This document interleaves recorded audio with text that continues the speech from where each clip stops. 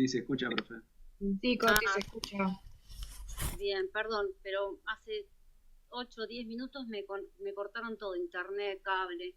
Eh, bueno, pero si podemos darlo así, mejor, y si no la reprogramamos. Pero ¿me escuchan todos bien? Bien. Ahí Vicky va a pasar las diapos, así podemos ir guiándonos. Justo lo bueno que esta unidad en realidad tiene muchísimos menos fármacos de lo que estábamos viendo en las unidades anteriores, eso es un alivio. Y después de la clase vamos a hacer un pequeño resumen de lo más importante de estos fármacos.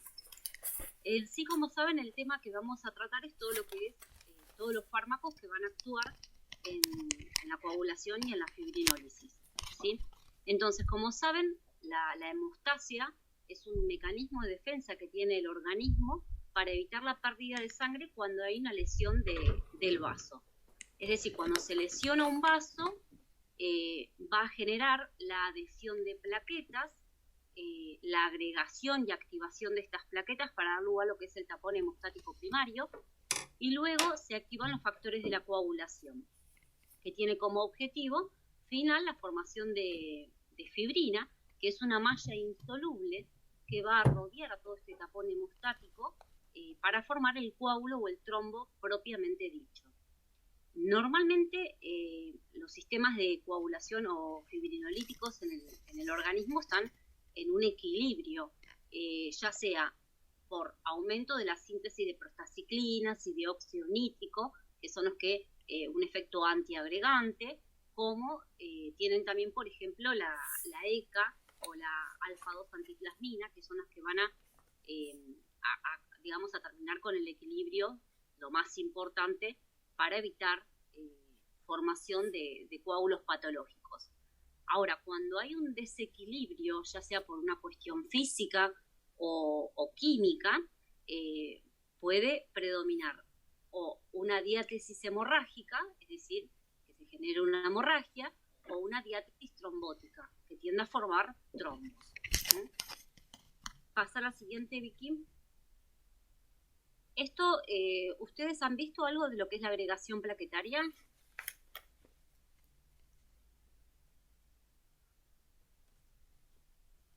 No, en clase no. Tuvimos un mini resumen que nos dio Vero Lombán y después cada uno estudió por su parte, o está estudiando. Bien, perfecto. Bueno, entonces, en un primer momento, en el dibujo de arriba, ustedes tienen que donde está toda esa agregación plaquetaria es producto de que hay una lesión del vaso del endotelio. Esa lesión hace que se expongan los factores, digamos, para permitir la adhesión plaquetaria, que, como saben, entre ellos principalmente está lo que es el colágeno, el fibrinógeno, la fibronectina, el factor von Willebrand. Todo eso hace que se adhiera a la plaqueta, y esta plaqueta adherida va a activarse liberando dos mediadores muy importantes que ven ahí donde dice 3, liberación, que es de tromboxano A2 y de ADP. Esos son proagregantes. Lo que van a hacer es favorecer la agregación plaquetaria, que se vayan pegando una plaqueta con la otra. Así que ahora vamos a ver cómo es que hacen estos dos compuestos esta agregación.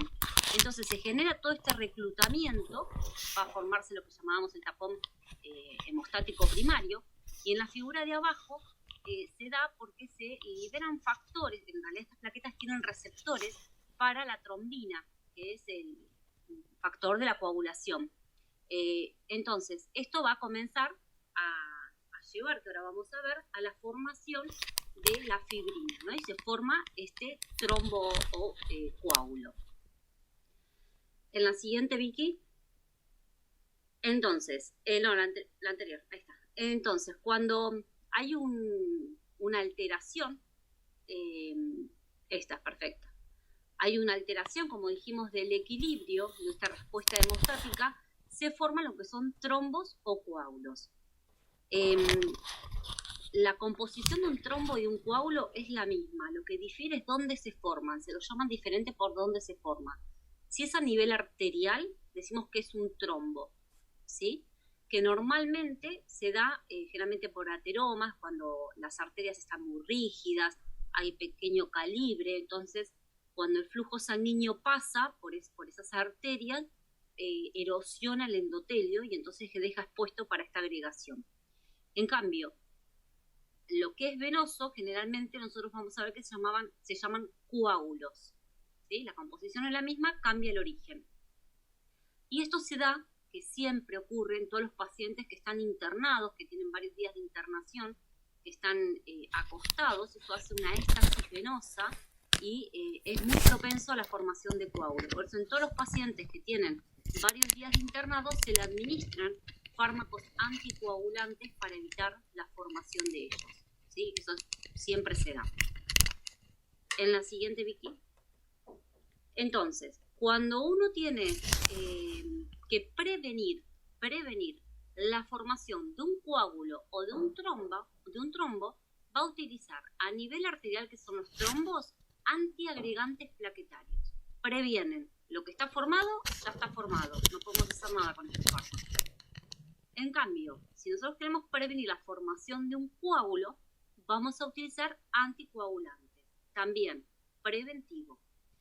Ahora, ¿qué pasa? Que lo vamos a ver al final, cuando ya se forma un trombo, un coágulo que obstruye una arteria principal, en donde está en riesgo la vida del paciente. En esos casos excepcionales, lo que se busca es disolver ese trombo o ese coágulo, por lo tanto se van a utilizar fármacos fibrinolíticos, ¿sí? En última instancia. En la siguiente, Vicky. Entonces, acá ustedes tienen la cascada de la coagulación, ¿sí? Generalmente tenemos lo que es el mecanismo intrínseco y el mecanismo, la vía intrínseca y extrínseca. Lo que es la extrínseca es la más común, que es la que se da cuando hay una lesión de un vaso, y esta lesión del vaso lo que va a hacer es exponer el factor tisular, que va a entrar en contacto con el factor 7A que anda circulando en plasma. ¿Qué es lo que va a ocurrir con este factor 7A? Junto con el calcio, van a activar el factor 10A. Y este factor 10A es muy importante porque activa el factor 3, es decir, transforma la protrombina en trombina. ¿Sí? ¿Me siguen esa cascada? Y el factor 3 va a activar a lo que es el factor 2, que es la transformación del fibrinógeno en fibrina.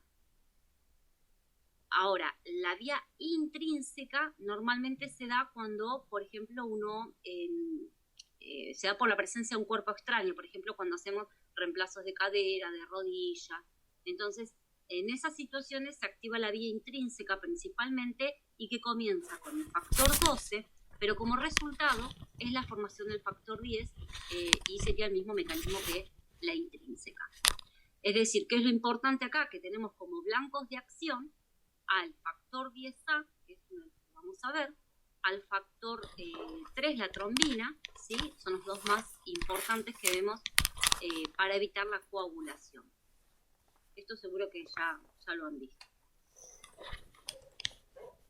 En la siguiente. Entonces, si yo quiero prevenir, que es lo que a nosotros nos interesa desde el punto de vista farmacológico, la formación de un trombo, por ejemplo, un paciente que ha sufrido una insuficiencia cardíaca, un infarto cerebral, que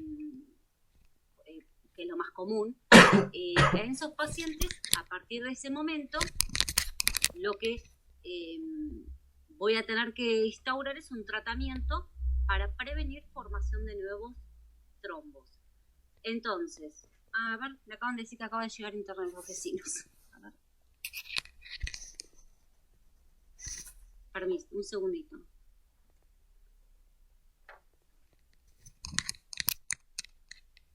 Bueno, mientras se desconecta. Entonces,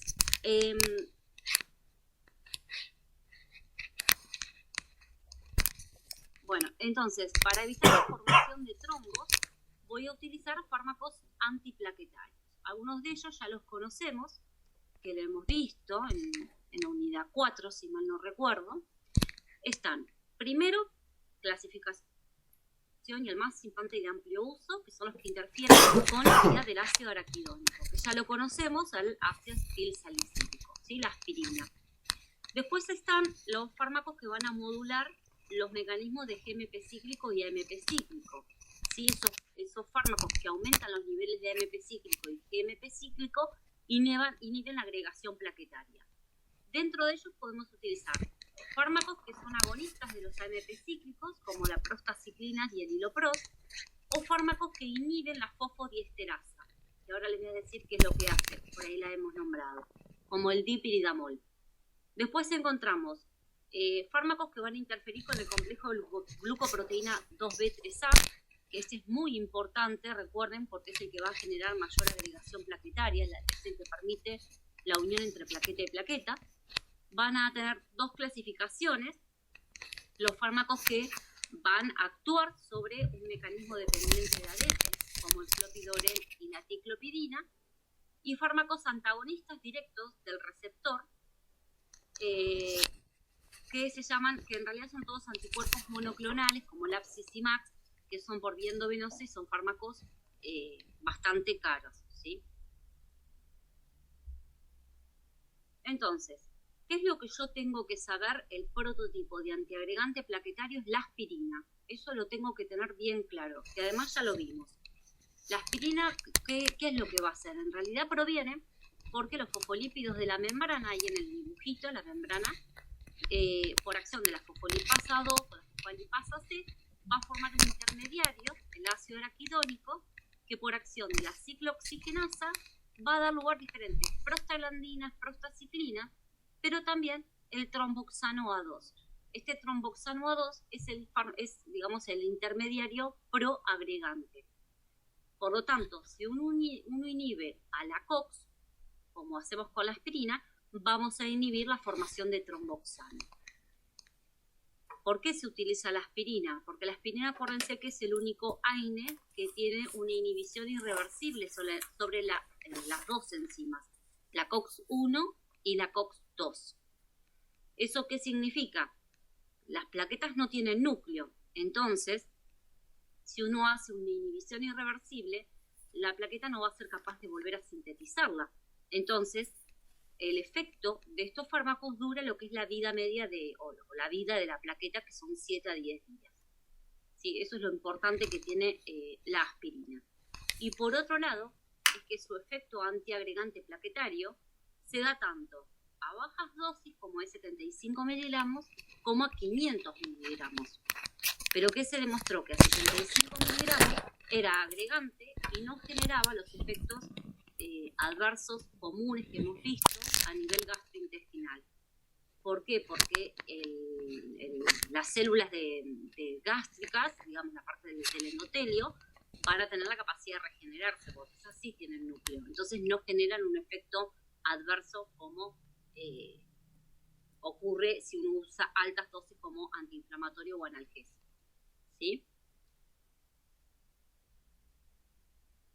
Lo que tenemos que tener en cuenta de la aspirina, recuerden que es un fármaco que tiene alta unión a proteínas plasmáticas y lo vamos a tener ahora en cuenta porque al ser un medicamento de venta libre, a veces hay pacientes que están con una medicación anticoagulante, estos son antiagregantes, y se automedican y vamos a ver que hay una competencia y unas reacciones adversas cinéticas y dinámicas.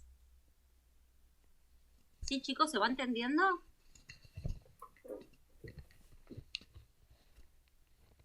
Sí. Bien. Después otro de los fármacos que también tiene mucho uso terapéutico, principalmente después de determinadas cirugías cardíacas, principalmente porque son muy potentes y tienden a combinarse junto con aspirina, son lo que es el clopidogrel y la ticlopidina. Estos fármacos, ahí ven el dibujito en el cuadrito, eso es una plaqueta. La plaqueta donde dice a la izquierda que dice activación, a la derecha que dice activación, produce, como dije, tromboxano por acción de la COX para abajo y ADP que lo ven para arriba. Este ADP, ¿sí? que los libera de sus gránulos que tiene cuando se activa, este ADP tiene autorreceptores. Lo importante es que este ADP tiene que unirse a sus receptores arriba donde dice la C para poder activar y exponer el receptor de glucoproteína 2B3A. Eso es muy importante, es decir, que si no hubiese ADP no se podría exponer ese receptor. ¿Qué es lo que hace el clopidogrel y la ticlopidina? Bloquean la unión del ADP a su receptor. Por lo tanto, ese receptor no se activa y no se va a exponer el receptor de glucoproteína 2B3A. ¿Por qué? Porque van a encontrar en algunas bibliografías que dicen que actúa como antagonista del receptor de glucoproteína 2B3A y está mal eso, chicos. Es un modulador, digamos, bloquea la acción del ADP y por lo tanto no se va a poder exponer el receptor de glucoproteína, pero no es un antagonista de los receptores de glucoproteína. Eso quiero que lo tengan en claro. ¿Lo puedes repetir, por favor, el mecanismo de acción? Sí. ¿Vieron en el dibujo? A la derecha tiene una palabra que dice activación. Bien. ¿Qué significa? La plaqueta cuando se activa libera dos componentes muy importantes de sus gránulos. Para abajo tienen escrito la palabra TXA, que es de tromboxano. Es decir, produce tromboxano y para arriba produce, también libera de sus gránulos, ADP. Este ADP sale de la plaqueta y actúa sobre receptores propios que hay dentro de la plaqueta, ¿sí? Expuestos en la membrana. Cuando el ADP actúa sobre el receptor, donde el receptor que está arriba, que dice una C arriba, cuando actúa normalmente, eso genera cambios conformacionales y permite la expresión del receptor de glucoproteína 2B3A, porque ese receptor está internalizado. Necesita que el ADP se una a su receptor y lo empuja hacia afuera al receptor del fibrinógeno. ¿Sí? El clopidogrel bloquea, fíjense dónde está puesto el clopidogrel arriba, bloquea la unión del ADP a su receptor y por lo tanto no se va a poder exponer o salir el receptor de fibrinógeno, que es diferente, fíjense, a que bloquee directamente el receptor de fibrinógeno, que sea un antagonista del propio receptor. Son dos cosas distintas. ¿Se entendió? Sí, gracias. No, está bien. Entonces, el clopidogrel y la ticlopidina son dos fármacos que tienen ese mismo mecanismo de acción. En realidad lo que se utiliza es el clopidogrel, que es más potente, tiene mayor vida media y además tiene menos efectos adversos. La ticlopidina siempre se observa en lo que es neutropenia, trombocitopenia, que es muy común, por eso en pacientes que están inmunodeprimidos no se les puede administrar, o sea, hay que hacer una rotación. Lo que tiene el clopidogrel es que tiene una alta unión a proteínas plasmáticas. Esto, acuérdense, la competencia de dos fármacos por su unión a proteínas plasmáticas, que es muy importante. ¿En qué casos se administran? Como les dije, en algunas situaciones, alguna angioplastía que puede ocurrir, algunos cambios de válvula mitral o aórtica, en donde se requiere por un periodo de 2 a 3 meses un fuerte poder antiagregante, se puede dar solo combinado con aspirina. Pero en líneas generales lo que tenemos que saber nosotros es de que es tan efectivo como la aspirina, es de segunda elección principalmente la aspirina porque es un medicamento muy caro y en líneas generales cumple el mismo efecto que la aspirina. ¿Sí? Es muy caro este fármaco. No, nada más. Sí, chicos. Acá en la siguiente tienen el resumen. Acá tenemos una plaqueta. Para la derecha, fíjense que está el receptor en color rosa y una rayita roja. ¿Qué significa? Que hay fármacos que bloquean al receptor de este que se llama glucoproteína 2B3A, como el Abcicimax o el tirofiban, que son anticuerpos monoclonales. Este sí es un antagonista del receptor. Después miramos para abajo, que vemos que hay un ADP. El ADP, el receptor de ADP. Este dijimos que era producto, el ADP lo libera la plaqueta de sus gránulos, actúa sobre autorreceptores de ADP, ¿sí?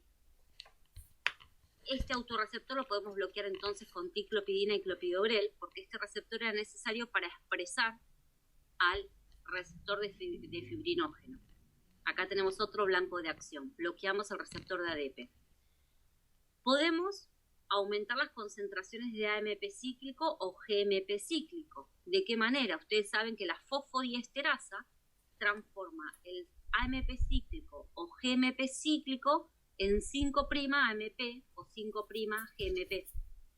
Entonces, si usamos un inhibidor de la fosfodiesterasa, vamos a aumentar las concentraciones de AMP cíclico o GMP cíclico con un fármaco como el dipiridamol. ¿Qué otro blanco de acción que nos interese? Podemos usar, como dijimos, la aspirina, que lo que va a hacer es inhibir la formación de tromboxano A2, ¿sí? En sí a nosotros lo que nos interesa saber es lo que es la aspirina y el clopidogrel. Esos son los dos que a mí me interesa que ustedes sepan, los mecanismos de acción. Como blanco sepan todos, pero las drogas que quiero que sepan ustedes, que estudien, son esas dos. ¿Sí? ¿Se entiende? Sí, profe. Bien, así les voy resumiendo la cantidad de drogas que son más importantes. ¿Cuándo voy a usar estos antiagregantes plaquetarios? Como les dije, un paciente que ha sufrido en algún momento un infarto de miocardio, o coronario, como dice ahí, cuando tuvo un problema, un infarto cerebral, un accidente cerebrovascular. Algunos tromboembolismos también pueden ser utilizados antiagregantes, ¿sí? Entonces, los pacientes que ya tuvieron un proceso patológico, a partir de ahora van a ser tratados con fármacos preventivos. Lo que se formó, ya está. Mi cuerpo fisiológicamente lo va a empezar a eliminar. Bien. Después pasamos a qué es lo que pasa en los anticoagulantes. Esto, ¿cuándo usamos un anticoagulante? Cuando cuando un paciente tiene es más propenso a formar coágulos venoso, generalmente cuando se da en pacientes que están mucho tiempo sentados, o en este caso acostados en los hospitales, mujeres mayores de 30 años, fumadoras, sedentarias, con el uso de anticonceptivos, porque los anticonceptivos estimulan los factores de la coagulación. Entonces, en estas mujeres es muy común que se generen trombosis venosas profundas, ¿sí? Es muy común en las mujeres que tengan todas esas características. Entonces, en estas pacientes donde han tenido un episodio y hay que empezar con un tratamiento preventivo,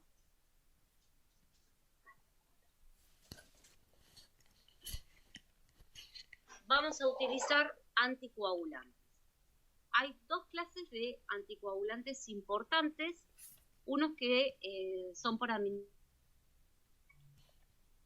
administración parenteral, que ¿se me cortó? No. Uno que son de administración parenteral, como son las que llamamos heparinas no fraccionadas o heparinas fraccionadas, y otros que son de administración oral, que los vamos a llamar anticoagulantes orales. Con respecto a, ahora vamos a las heparinas. Las heparinas son mucopolisacáridos, en la siguiente, Vicky, que se obtienen de la mucosa intestinal de cerdo, pulmón bovino. Como son mucopolisacáridos, se degradan a nivel estomacal. Por eso la administración sí o sí tiene que ser por vía parenteral. Dentro de ellos están las heparinas no fraccionadas. Se llaman no fraccionadas porque tienen un tamaño muy grande, de 5.000 a 30.000 Dalton. Y existen dos formas: la cálcica, que se puede administrar subcutánea, y la sódica, que se administra por vía endovenosa. Y luego, a partir de esta heparina no fraccionada, se ha seleccionado una secuencia de aminoácidos importantes, que ahora vamos a ver cuál, para dar lugar a las heparinas fraccionadas o de bajo peso molecular. Dentro de estas heparinas, las que más se conocen son las enoxoparina y la dalteparina, que creo que lo tenía en la transparencia anterior. Y todas estas se administran por vías subcutáneas. En realidad son las de elección, por más que sean más costosas, por la seguridad que tienen. Y ahora vamos a ver qué es eso de la seguridad, por qué. En la siguiente. Bien, acá ustedes tienen el cuadro de la cascada de la coagulación. Fíjense donde dice trombina y abajo dice antitrombina. ¿Todos los ven? Normalmente, fisiológicamente, ocurre que esta antitrombina, ¿sí?, tiene la capacidad de unirse al factor 2 y al factor 10 para inactivarlo. Lo inactivan. Lo que hacen las heparinas es unirse a esta antitrombina y acelerar 1000 veces más esta reacción de inhibición. ¿Sí? Es un acelerador de una inhibición. Ahora, entre la heparina no fraccionada y la fraccionada es simplemente por el tamaño que tiene, que les acabo de decir la diferencia de tamaño que hay. La no fraccionada, al ser tan grande, tiene la capacidad de, por un lado, como que pega a la antitrombina 3, a la trombina, al factor 10, al 12, al 9, al 7, es decir, pega a todos los factores esos que tienen ahí en la transparencia, inactivándolo. Inactiva muchos factores. ¿Por qué? Porque tiene un tamaño tan grande que las diferentes secuencias permiten anclar a todos estos factores e inhibirlos. En cambio, la heparina de bajo peso molecular o fraccionada, como quieran llamarlo ustedes, ¿qué es lo que hace solamente? Por el tamaño que tiene, permite unirse a la antitrombina 3 y así acelera la velocidad de inactivación al factor 10, principalmente. Entonces, como potencia anticoagulante, vemos que la no fraccionada es mucho más porque inhibe muchísimos factores de la coagulación. Eso es lo que lo hace que, digamos, sea un fármaco no tan seguro, donde haya mayor probabilidad de hemorragias que una heparina fraccionada, porque solamente inhibe a uno, que es al 10. Ambos son efectivos, el fin es el mismo, ambos son efectivos. Entonces, ahora vamos a ver en la siguiente diapositiva que nosotros principalmente lo que tenemos que saber es la diferencia farmacocinética. Las no fraccionadas tienen las concentraciones plasmáticas que alcanzan en el cuerpo son dosis y tiempo dependiente. ¿Por qué? Porque cuando uno administra pocas dosis de la no fraccionada, esta pequeña cantidad se elimina siguiendo una cinética de orden 0, porque es reclutada a nivel de las células endoteliales y las inactiva. Entonces, todo lo poco que hay está inactivado. Por eso yo no voy a poder ver al principio concentraciones en plasma de estas heparinas. Pero una vez que yo saturo esos sistemas de inactivación dentro del endotelio y sigo administrando heparina, lo que va a pasar es que va a seguir una cinética de orden 1 porque va a comenzar a depender un mecanismo de eliminación por vía renal. Entonces, yo realmente no voy a estar seguro de que, por ejemplo, que la dosis que administre vaya en un aumento gradual, sino que hay una doble cinética que hace que estas relaciones no sean directamente proporcional. Por eso estos fármacos, cuando son administrados, sí o sí requieren de control del laboratorio, que es lo que llamamos el APTT, o los médicos, no sé por qué, le dicen KPTT. Todavía no entendí la K, pero bueno. Que ahora vamos a ver qué es. En cambio, la fraccionada, que son los que unían principalmente al factor 10, siguen una cinética de orden 1, ¿sí? A nivel renal, tienen mayor biodisponibilidad, tienen mayor vida media, tienen menor de una proteínas plasmáticas, generan menos riesgo de hemorragia, ¿sí? Tienen todas las de ganar, digamos, como que son las preferidas a nivel, ¿no?, de lo que es terapéutico y RAM de lo que son estos fármacos. Y lo importante, y que no se pueden olvidar nunca, que en cualquier paciente embarazada lo único que se le pueden dar son heparinas, nada más que heparinas. Son las únicas que no atraviesan la barrera placentaria. Entonces ustedes tienen una situación clínica o ven en un hospital, bueno, lo que sea, una embarazada, lo único que les voy a dar son heparinas. Eso está bien confirmado.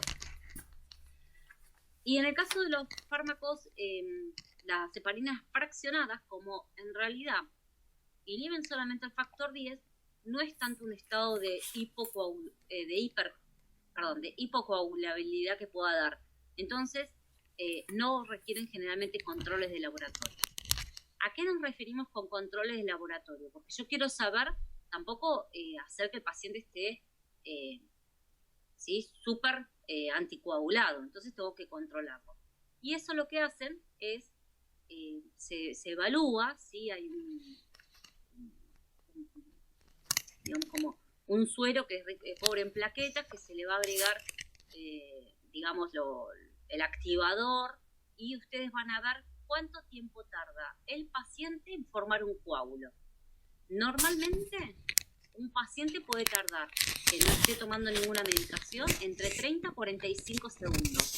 Ahora, si yo le estoy dando un fármaco que es un anticoagulante, yo quiero que tarde más en formar un coágulo. Por eso es que el paciente que esté bien anticoagulado, que hayan dado con la dosis y la quieren mantener, tiene que tener 8 segundos con respecto al basal o al control, que en realidad se considera 1,5 a 3 veces lo que es la cifra basal. Esos valores lo tienen que saber, es de 1,5 a 3, de la basal que es de 30 a 45 segundos. ¿Sí se entiende lo que es que esté anticoagulado?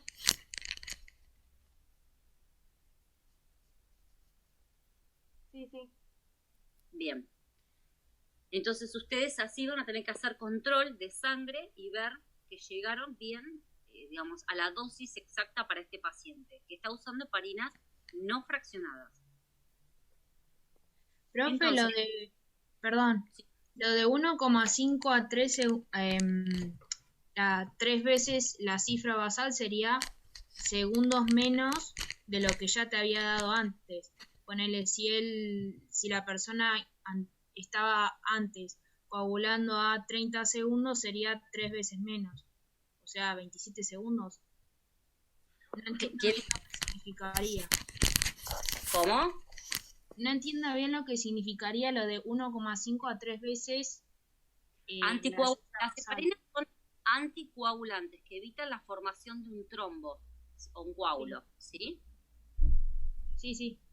Bien, entonces si yo estoy anticoagulado, yo quiero tardar más en formar un coágulo, no menos, porque si yo tardo menos, entonces voy a generar en estos pacientes, ¿no?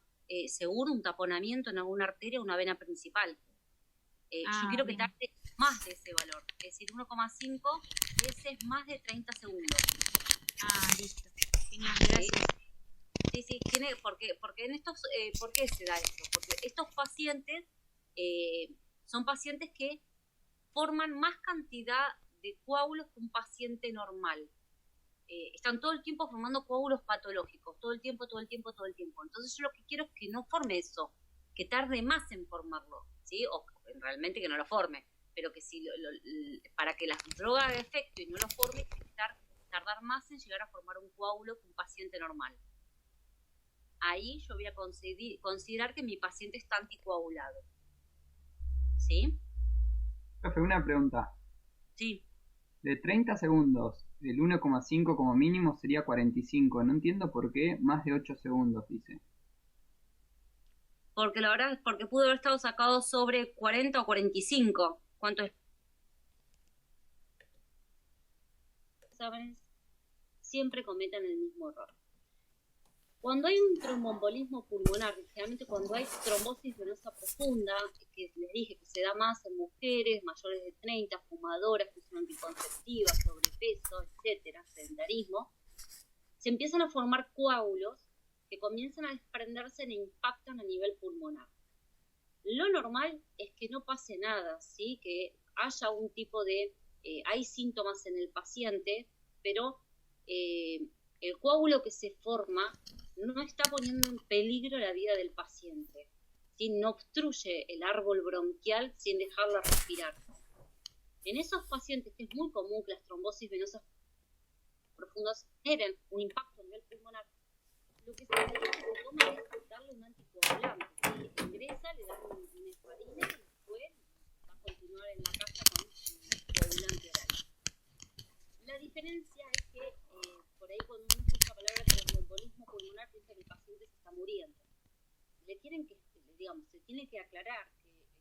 que impacta sobre una arteria importante y donde está en riesgo la vida del paciente.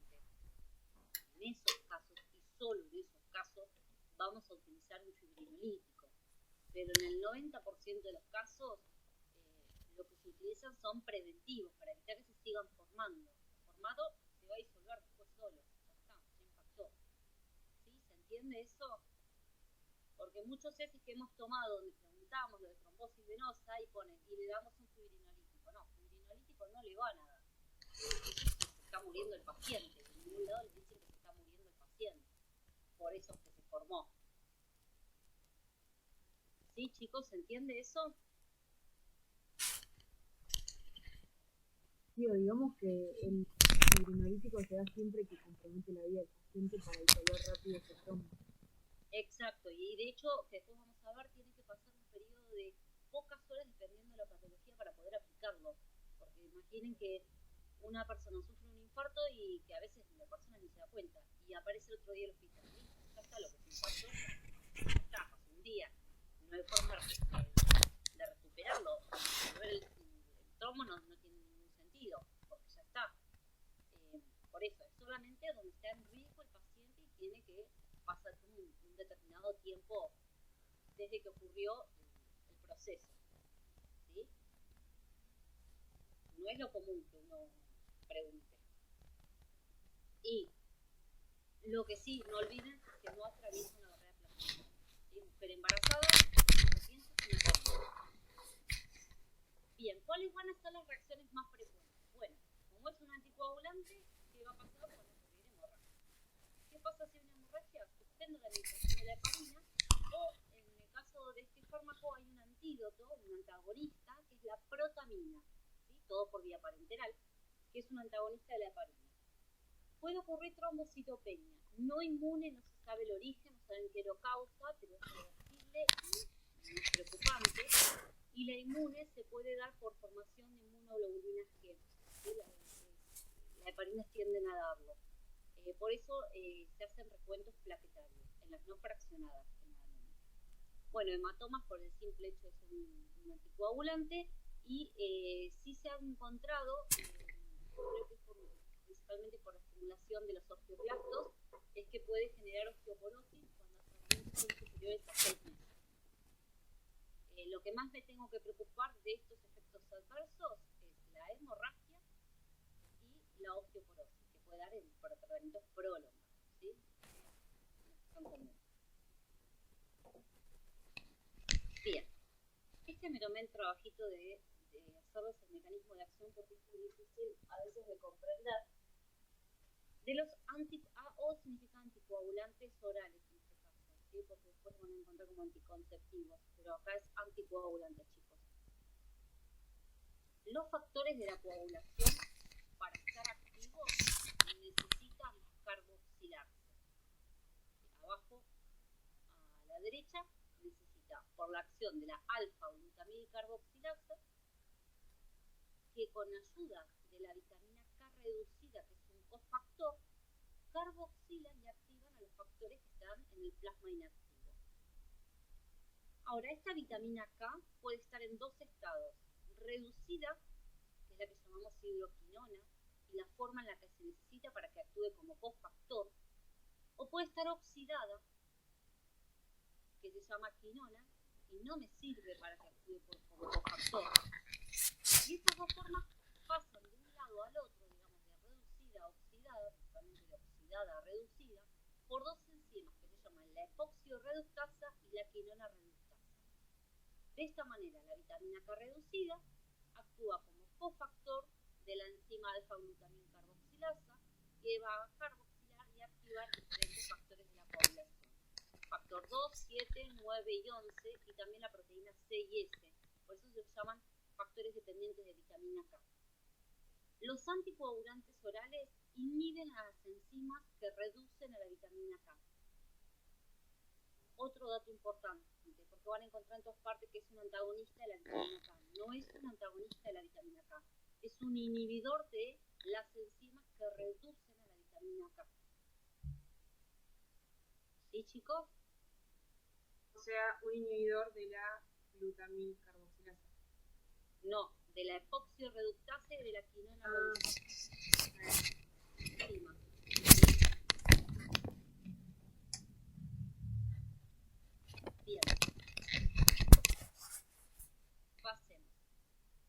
son los fármacos que se trabajan en Argentina, es el acenocumarol. Le puse la warfarina porque lo van a encontrar, se utiliza en España la warfarina, en Argentina acenocumarol.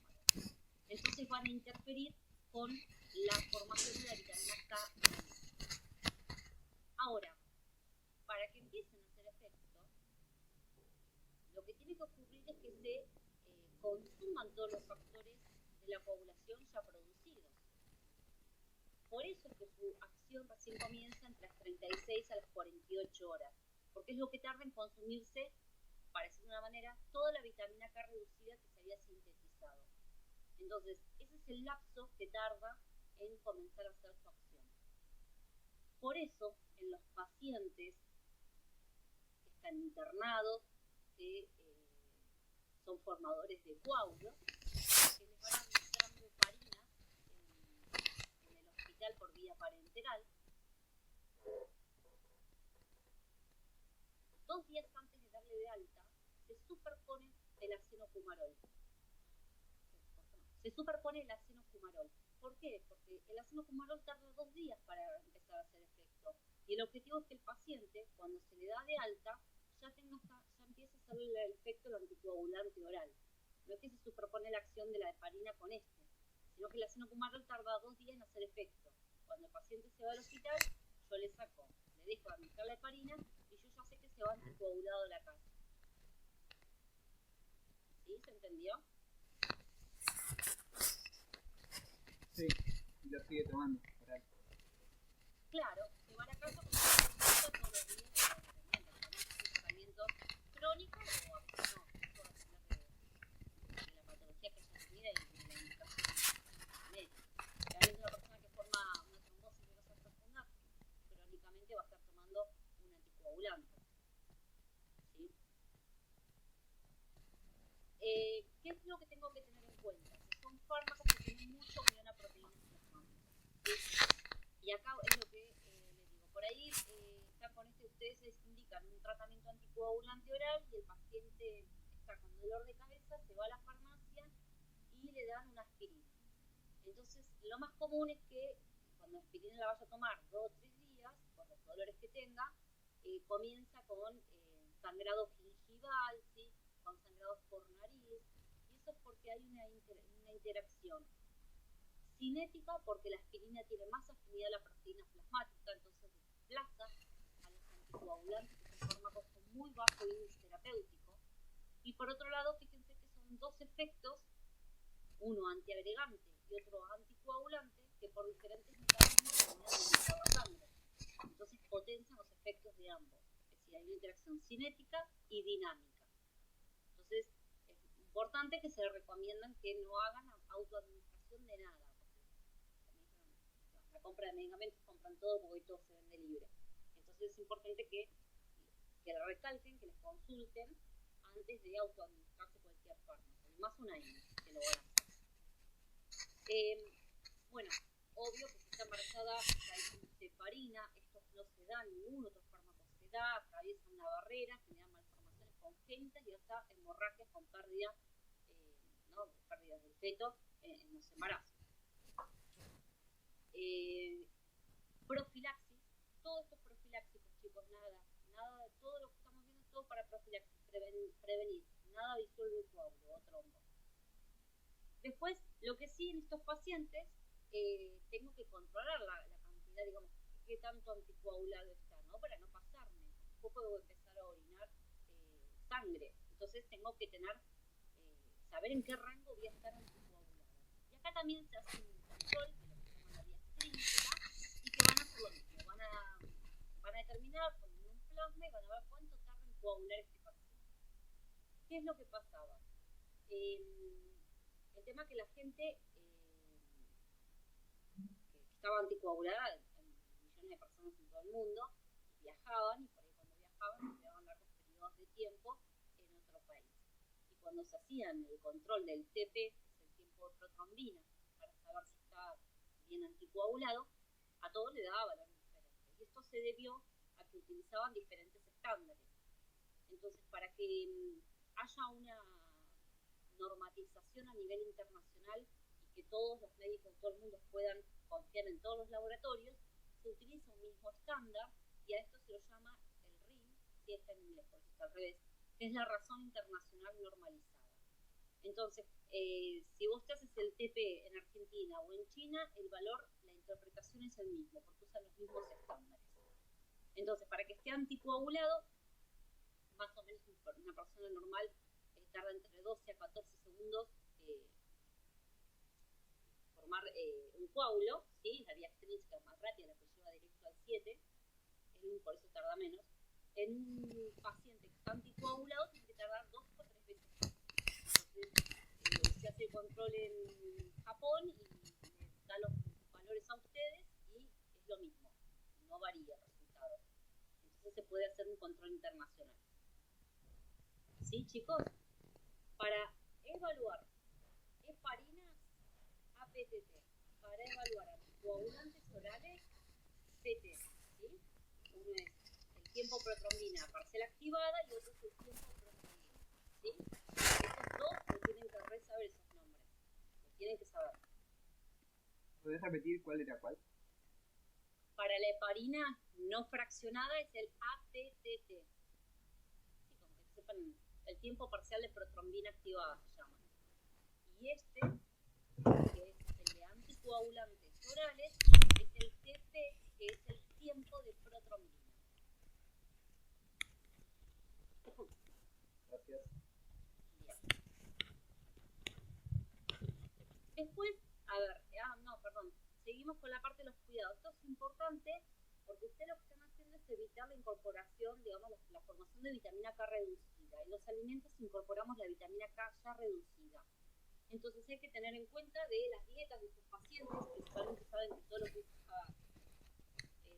hoja verde, cebolla, hígado, todo eso tiene mucha vitamina K. Entonces no es que no puedan consumir porque siempre algo tiene que haber, porque algo de coagulación tiene que haber, pero tampoco habría que tener más que nada en cuenta hoy en día con todo el tema de las dietas de veganos, vegetarianos, que comen mucho hojas verdes. En estos pacientes, bueno, habría que buscar cómo va a influir ese TP por la ingesta de vitamina K reducida, así estarían un efecto contrario a la medicación. Entonces, en estos pacientes, ustedes, si tienen pacientes vegetarianos o veganos, tener en cuenta la dieta que a ellos les va a influir muchísimo. Después tener en cuenta que, como siempre, todo lo que son inductores y inhibidores enzimáticos. De vuelta, aquellos inhibidores enzimáticos ya vimos, el omeprazol, lo vamos a ver la unidad que viene. La unidad 8, no, estamos en la 7. Bueno, vamos a ver el omeprazol, que es un inhibidor enzimático, ¿sí? Vayan sabiéndolo. Y como inhibidor enzimático, que ya lo vimos, como inductor enzimático, las carbamazepina, ferritina, barbitúrico, rifampicina. ¿Sí? Si es un inhibidor enzimático, lo que va a hacer es que aumente las concentraciones plasmáticas de estos anticoagulantes y por lo tanto pueden haber efectos de toxicidad, en este caso hemorragias. Y en caso de haber una inducción enzimática, vamos a generar que haya menores concentraciones plasmáticas y por lo tanto quizás las concentraciones que se alcancen estén por debajo de la concentración mínima efectiva. Entonces, en pacientes que están, por ejemplo, que tengan epilepsia, saber que está tomando por ahí un barbitúrico o una carbamazepina, tener cuidado cómo regular estos anticoagulantes y controlar bien el TP. En caso de haber hemorragias, como acá lo que no estamos haciendo es formar los factores activados, los más importantes, podemos, dependiendo del tipo de hemorragia, ¿no? Si es una hemorragia leve, podemos dar vitamina K por vía oral, subcutánea, intravenosa, o directamente, si es una urgencia, le damos un plasma fresco que sabemos que tiene ya todos los factores de la coagulación activados, ¿sí? Eso es automático el efecto, es más rápido, ¿sí? Ahora, surgieron otras, en su última década han surgido otro tipo de anticoagulantes que en realidad lo que buscan es como asemejarse a las heparinas pero por administración por vía oral. Así que en realidad sería un golazo porque saben que es mucho mejor todo lo que es por vía oral en todo sentido. Ahí tienen los primeros que son los antitrombinas, y los de factor 3, la lepirulina, argatroban y dabigatran, y son que van a inhibir o antagonizar directamente la trombina, pero no requieren a la antitrombina 3, que sí la necesitaba la heparina. ¿Se acuerdan? Que la heparina lo único que hace es acelerar 1000 veces la velocidad con que la antitrombina 3 bloquea el factor 10, 2 y 7, 9 y 10. En este caso no, directamente va y bloquea en forma competitiva la trombina. Todos estos fármacos que vamos a ver nuevos tienen un pequeño y gran problema, es que no hay antídotos contra las hemorragias. Por eso es que en realidad al principio surgieron divinas, pero después el tema de las hemorragias complicó muchísimo su uso a nivel clínico. Con respecto a estas tres, las dos que tiene acá, lepirulina y argatroban, son por vía parenteral, y el dabigatran es un profármaco, ¿sí? Acuérdense que requiere su metabolización para liberar el fármaco activo. La siguiente, este fue el primero que salió, que es el rivaroxaban, que fue la revolución en el área, que es un inhibidor directo del factor 10A, pero bueno, empezaron a haber hemorragias severas en los pacientes donde no podían controlar las dosis de estos fármacos, por lo tanto se reservan generalmente todos estos fármacos en pacientes que van a sufrir, digamos, implantes de lo que es cirugía de cadera, de rodilla, donde aparece un cuerpo extraño y se activa bien todo lo que es la cascada intrínseca de la coagulación. Es más que nada está reservado para estos casos. Sí, resumen, ¿qué es lo que tengo que saber? Dos cosas, que a nivel arterial se forman trombos y a nivel venoso se forman coágulos. Para prevenir futura formación de trombos voy a usar antiagregantes. ¿Quién tengo que saber? Aspirina y clopidogrel. Eso tengo que saber los fármacos. El resto tengo que saber los blancos de acción, pero no específicamente característica de los fármacos. A nivel venoso, que se forma un coágulo, tengo que saber que voy a usar como preventivo, ¿sí? Para evitar formación de nuevos coágulos, lo que es heparinas, fraccionadas o no fraccionadas, depende. Normalmente los hospitales hoy casi todos disponen de no fraccionadas, pero se da ambas. El acenofumarol como anticoagulante oral, que se lo voy a dar cuando se vaya de la casa. Esos son los tres blancos que a mí me interesa que sepan. ¿Sí? Los nuevos blancos de acción son muy específicos, chicos, los últimos que les nombré. Bien, los resumí bastante la cantidad de cosas. Y por último, todo lo que es el sistema fibrinolítico. Acá sí, cuando yo estoy obstruyendo una arteria importante, una arteria coronaria, una arteria cerebral, o obstruyo el árbol bronquial, yo tengo que tener en cuenta que está en riesgo la vida del paciente y por lo tanto tengo que disolverlo. Y en sí lo que vamos a hacer es actuar en forma directa o indirecta sobre la acción del plasminógeno. La siguiente.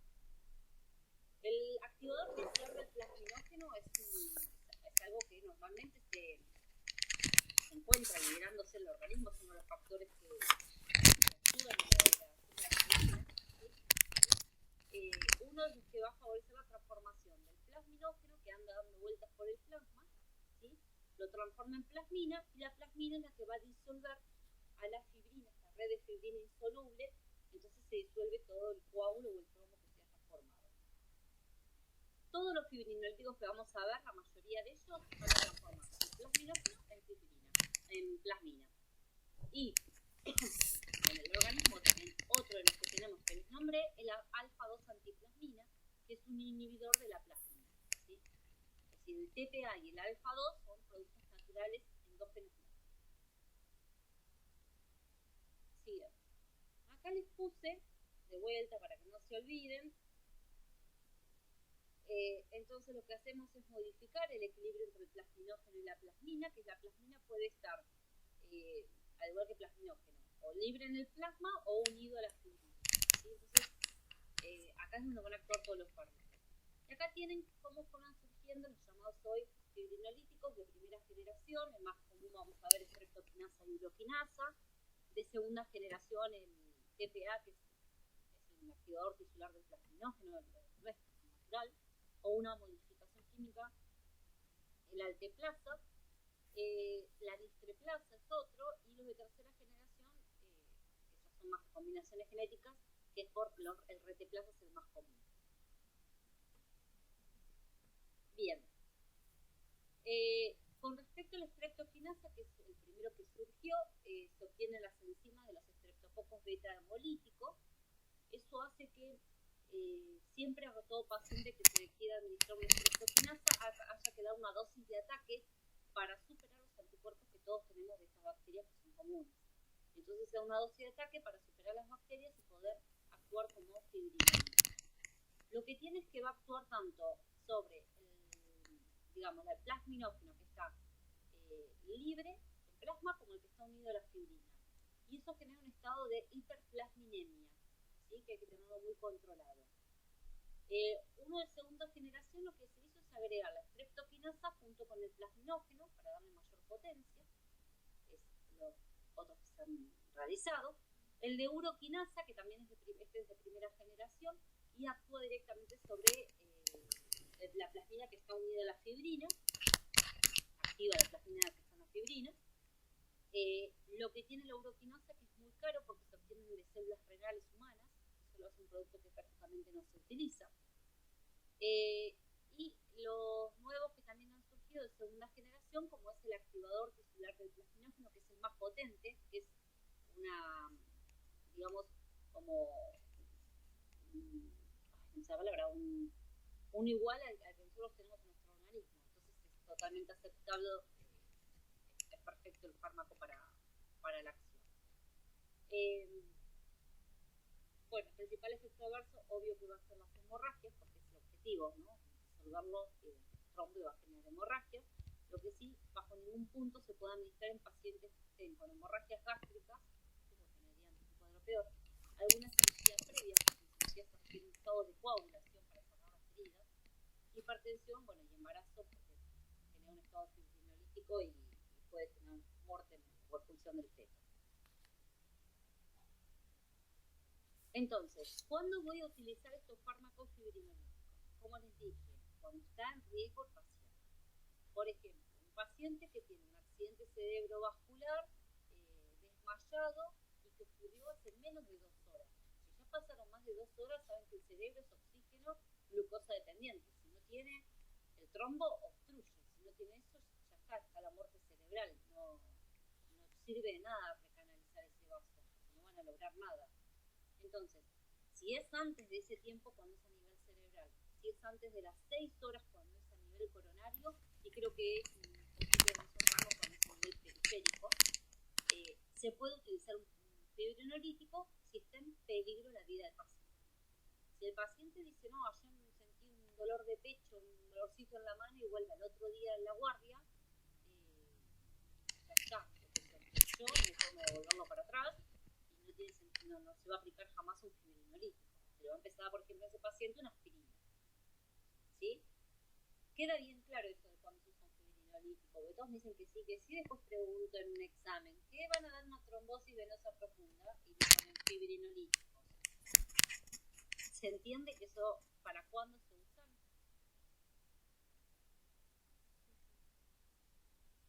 Bien. Entonces, después en la última diapositiva solamente les puse lo que es cómo se obtiene, para que sepan, lo que es la uroquinasa, que es a la izquierda, de células renales, y las que se obtienen por streptokinasa, que se obtiene un cultivo streptococcus. ¿Y cuál es el objetivo? Esto es solamente para que lo miren. Bien. ¿Alguna otra una duda que es antibiótico? ¿Tienen alguna duda de esto? Hay 2 antídotos para los fibrinolíticos que se llaman el ácido, no los puse, ¿no? Se llama ácido mercaptúrico y, ácido tranexámico y aminocaproico. No está, me parece, ¿no? Sí, está en la última. El ácido aminocaproico y tranexámico. Ambos se administran por vía oral o vía endovenosa. Tienen las 2 presentaciones. Y el tranexámico es mucho más potente que el ácido aminocaprólico. ¿Sí? Lo que van a hacer es inhibir la degradación de fibrina. ¿Sí? Se van a unir al plasminógeno y le van a activar. Entonces, el plasminógeno no se va a poder transformar en plasmina y la plasmina no va a poder disolver a la malla de fibrina. ¿Sí?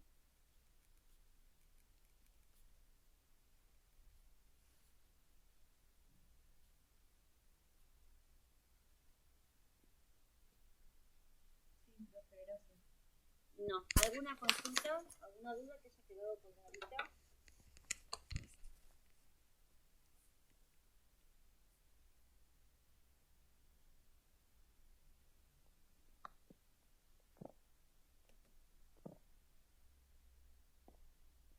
¿De bibliografía utilizamos los flores?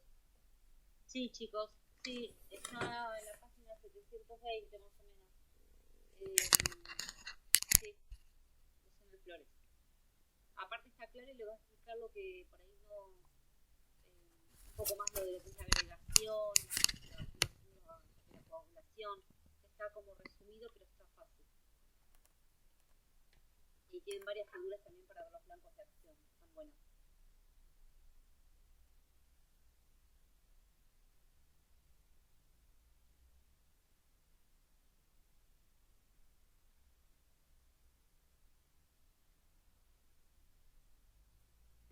Bueno, chicos, ¿algo más? ¿No? ¿No quedó más nada? Parece que no, profe, última que escribimos.